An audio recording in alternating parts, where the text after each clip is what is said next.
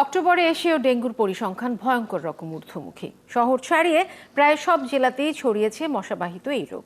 স্বাস্থ্যমন্ত্রী বলছেন, সাধ্যের সবটুকু দিয়ে পরিস্থিতি নিয়ন্ত্রণের চেষ্টা চলছে। এডিস মশার বিস্তার ঠেকাতে সিটি কর্পোরেশন, পৌরসভা সহ সংশ্লিষ্ট সংস্থাগুলোকে জোরালো পদক্ষেপ নেওয়ার আহ্বান জানান তিনি। মনির মিল্লাতের প্রতিবেদন। মূলত জুন থেকে সেপ্টেম্বর পর্যন্ত সময়ে ডেঙ্গুর প্রভাব সবচেয়ে বেশি থাকে। আক্রান্ত ও মৃত্যুর সংখ্যা সর্বোচ্চ থাকে আগস্ট সেপ্টেম্বরে। তবে এবার অক্টোবরেও মশাবাহিত এই রোগে আক্রান্ত হচ্ছেন রেকর্ড সংখ্যক মানুষ।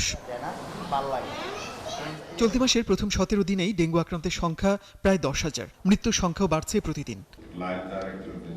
পরিস্থিতি সামলাতে হিমশিম খাচ্ছে হাসপাতালগুলো। মঙ্গলবার রাজধানীতে এক অনুষ্ঠানে স্বাস্থ্যমন্ত্রী বললেন, পরিস্থিতি নিয়ন্ত্রণের সর্বোচ্চ চেষ্টা করছেন তারা। এর আগেও একবার ডেঙ্গুর সাংঘাতিকভাবে এখানে প্রকোপ দেখা দিয়েছিল, নিয়ন্ত্রণ আনা হয়েছিল।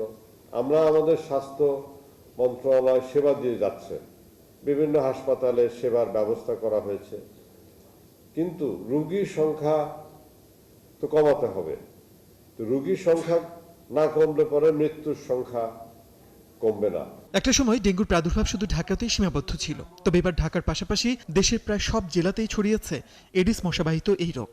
স্বাস্থ্যমন্ত্রী বলছেন, সিটি কর্পোরেশন, পৌরসভা ও ইউনিয়ন পর্যায়ে মশা নির্মূল করা না গেলে পরিস্থিতি আর নিয়ন্ত্রণে থাকবে না। মশা যেখানে জন্মগ্রহণ করছে, যে ডোবা নালা যেটা আছে, এগুলোকে স্প্রে করে যাতে ওই মশা লার্ভা শেষ ওখানে নিধন করা যায়, সে দায়িত্বটা আমাদের